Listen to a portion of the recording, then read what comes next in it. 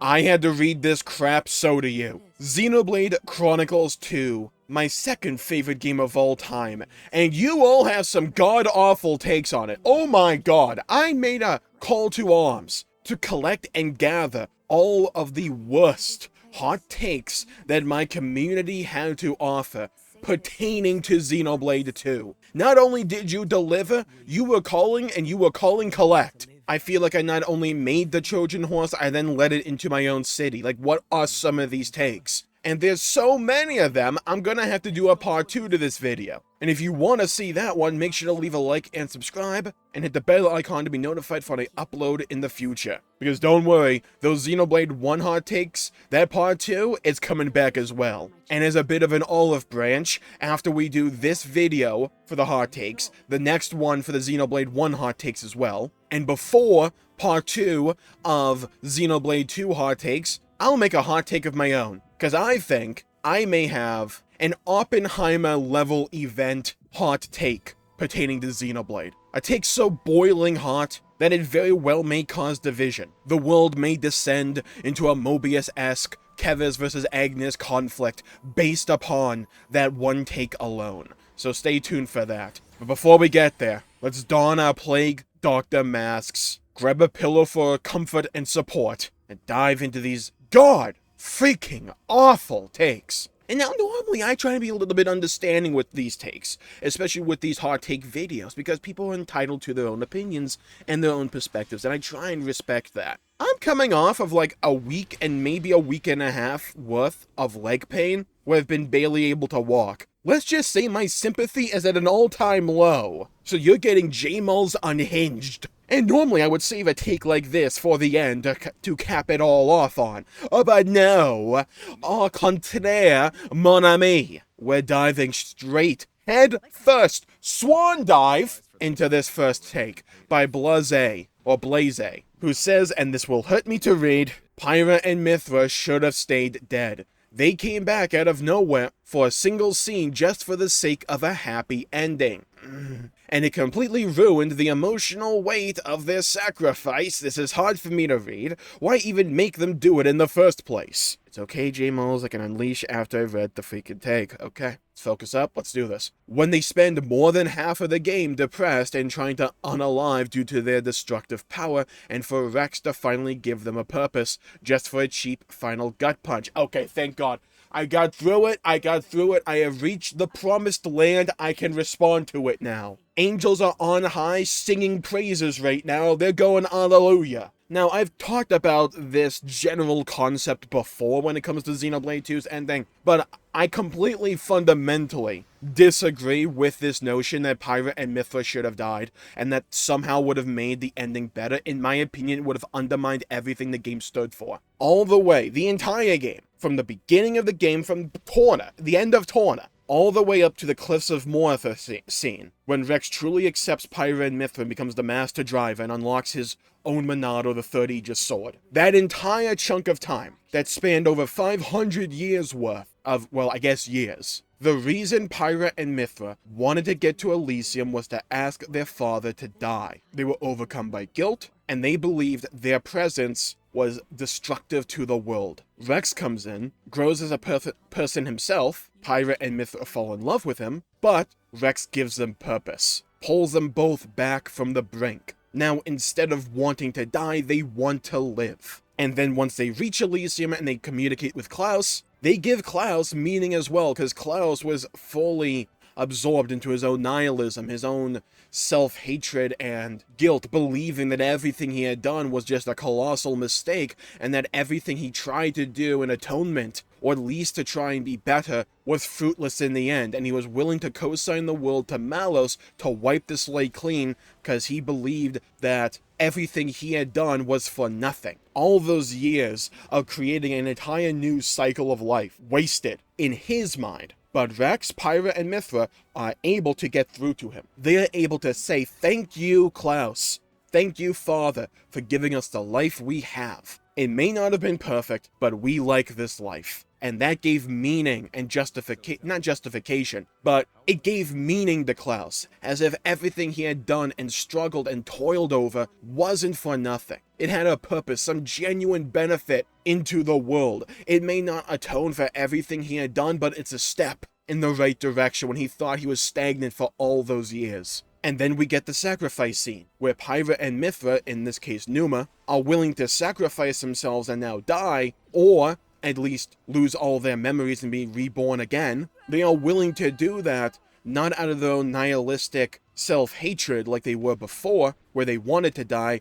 Now they are willing to die because they have lives they care about and a world they want to protect and safeguard. And we get that with the sacrifice, and them being willing to sacrifice themselves for that end, for that goal. And then we get One Last You. And this is where I feel a lot of people are just not used to a story utilizing every facet of its experience to further a narrative. Because One Last You fills in a massive piece in the puzzle as to why Pyra and Mithra are even there at the end to begin with. Because it's not out of thin air. It's explained in One Last You, because One Last You is a song from Pyra and Mithra, from Numa, to their father Klaus, where Pyra and Mithra essentially recap their lives and understand this is the end. They're going to lose all their memories. They're going to lose all their memories of the one they loved, which was Rex. And in the final verse, well, at least the last 4 verses, let me just read them for you. The final grain of sand has dropped. I will slowly, so quietly fall into sleep. This is Pyra and Mithra, by the way, singing this. Or at least from their perspective. I see you gently fade away, her memories of Rex. Your silhouette has gone to the other side of the mist. Xenoblade uses the mist and fog analog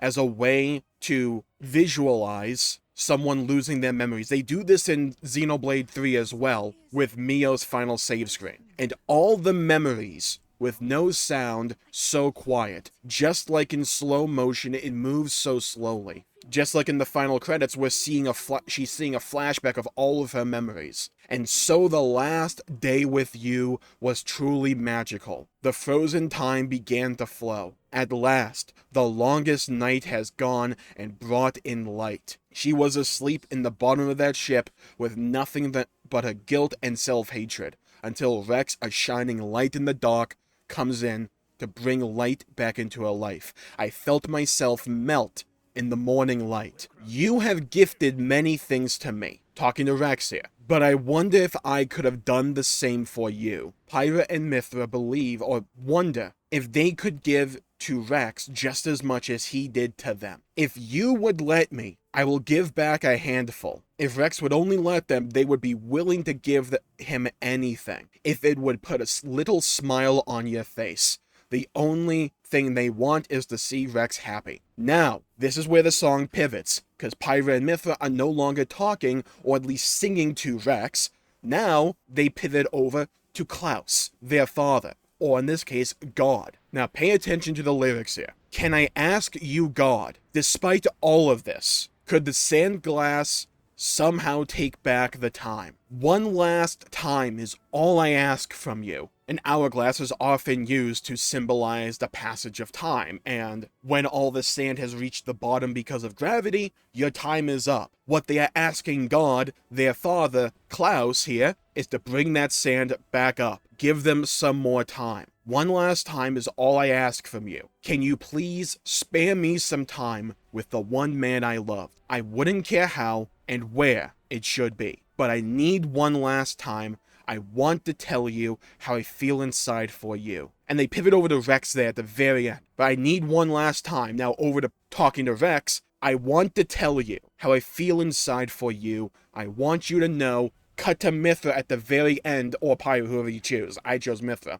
At the very end, basically mouthing the words, I love you. No, I don't buy it for a second, the people that say, she's saying, who are you? I don't buy that for a second, she's smiling. I need one last time. I want to tell you how I feel inside for you. I want you to know. The song One Last You is Pyra and Mithra coming to terms with everything that has happened, and at the very end, as the moment where all the memories are about to disappear into the fog, to be obscured and lost to the sands of time, they realize this is not how they want this story to end. So they beg and plead with their father, Klaus, the one person capable of potentially doing something. Give them some more time. They want to live. Not like at the beginning of the game where they just wanted to die. Now they value life. They value their life specifically because they have people that they want to live for. They have someone they want to live for and to live with. And they beg and plead with their father, Klaus, to give them a little bit of time. And this is not necessarily confirmed or shown, but it's heavily implied since they come back that Klaus hears their plea, hears their call from his daughters, who have never asked him for anything, and that all of the pain and suffering they went through in life can be traced back to him. He knows this, he understands this,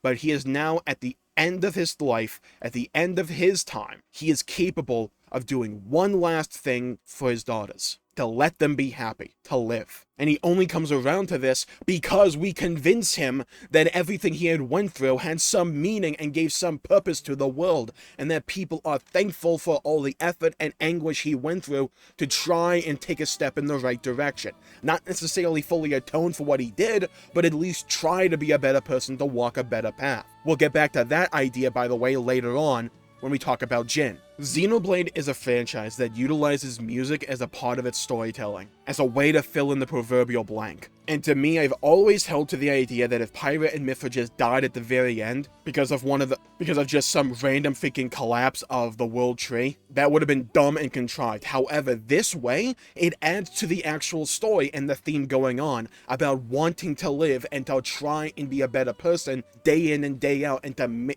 walk a better path. They were willing to sacrifice themselves. We get what we needed from that already. But now, they don't want to die in any capacity. They don't want to die because they want to die out of self-hatred. They don't want to die to protect others. They are willing to, but they don't want to die. They want to live. And Xenoblade 2 is all about that idea. Wanting to live, to try and make a better world, to forge your own Elysium. You cannot do that if you're dead. And oftentimes when a story arc is concluded in any piece of fiction, a lot of the times people will come out of the woodwork to try and justify killing that character off because of their story being concluded. I always think that's just a cheap ploy to gain an emotional reaction out of the audience, or out of the viewer, because you simply kill them off after everyone's invested in their story. This, to me, fits way more thematically with their story and with the theme of Xenoblade 2 than just simply having them die at the very end just because we want a game to have a sad ending for some reason,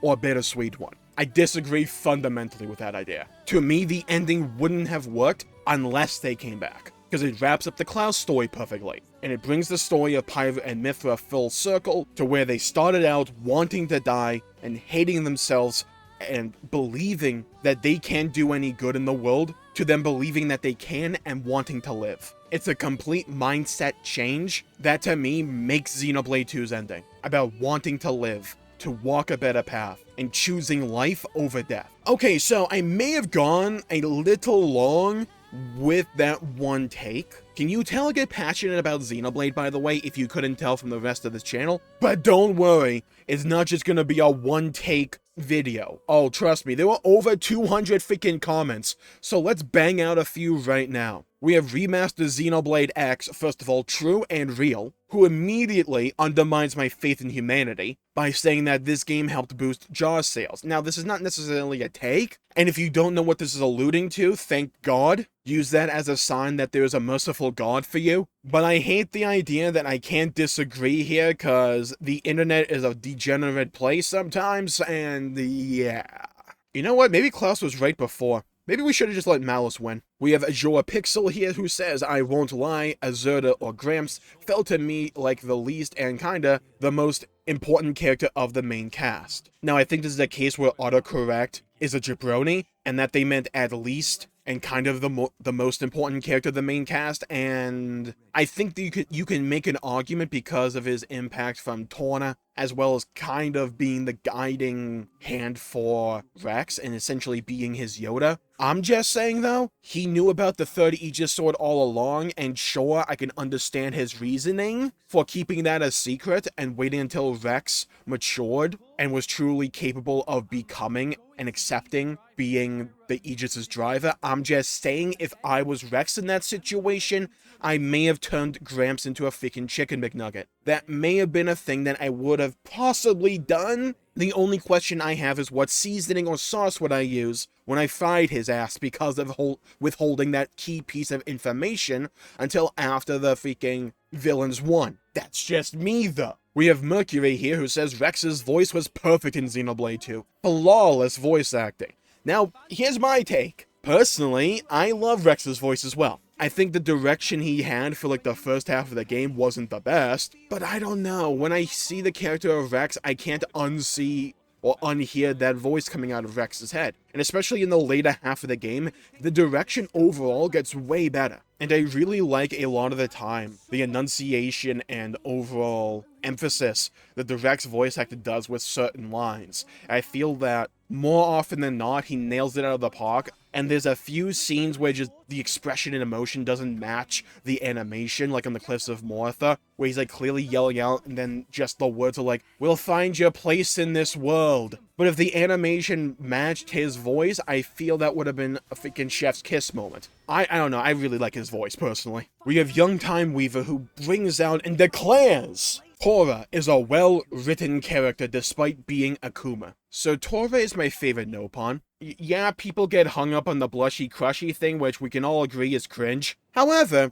people really forget this idea, and people for some reason think he's like 30 or 40 years old. Torva's like 15, if that. And the man built freaking artificial blades. He was told no by the world over and over and over again, and through his own perseverance and determination, managed to completely revolutionize the entire landscape of the world through the creation of artificial blades, which we know go into maximum production later on because of Ino in Xenoblade 3. And despite not having the affinity or aptitude to become a driver with a normal blade or a core crystal, through his own sheer determination and perseverance, he's able to train and become strong enough of a driver and to create a strong enough blade multiple times over, by the way, with Poppy Alpha, Poppy Cutie, and Poppy Cutie Pie, to become a force of nature in his own right. I really like that story and narrative they got for him. And I find it charming how he looks up to Rex, someone else who people would, and judging from some takes people have about Rex, judge him based on his appearance and based on his apparent ability and aptitude.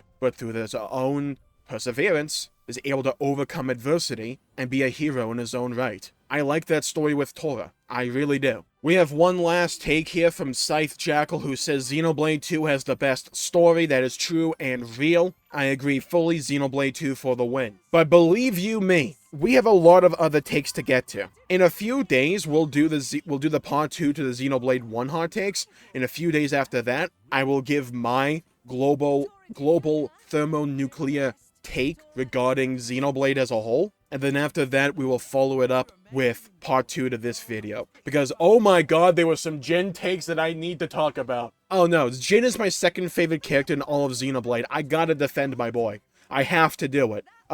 You think I was the defender of Rex? Oh, you haven't seen me until I defended Jin. Wait, you just wait, don't worry, I'll be back. I'll be back. You will see. So I will call the video there for the day. Thank you all for tuning in. My pleasure for making the video. If you enjoyed it, please leave a like and subscribe. It really helps the channel out and helps support future content, and I greatly appreciate it. Stay safe, have a great day. Go play some video games and play some Xenoblade if you can. And as always, I'll see you all next time. Bye-bye, everybody. Until we meet again. I wouldn't care how and where it should be, but I need one last time. I wanna tell you how I feel inside for you. I want you to know.